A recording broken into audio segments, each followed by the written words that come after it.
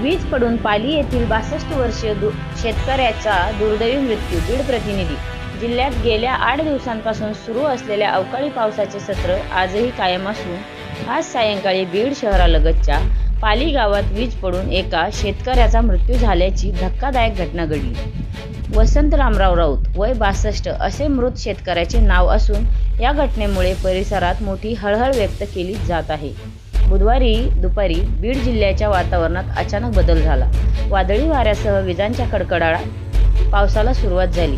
सायंकाळी 5 वाजेच्या सुमारास वसंत राऊत हे आपल्या शेतात काम करत होते. याचवेळी अचानक त्यांच्या अंगावर वीज कोसळली. हा आघात इतका भीषण होता की त्यांचा जागीच मृत्यू झाला.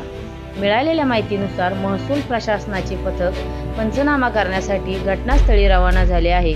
मागील आठवडाभरापासून सुरू असलेल्या या अवकाळी पावसामुळे हाताशी आलेल्या पिकांचे प्रचंड नुकसान झाले असून शेतकरी पुरता हवालदिल झाला आहे. त्यातच राऊत यांच्या निधनामुळे पाली गावावर शोककळा पसरली आहे.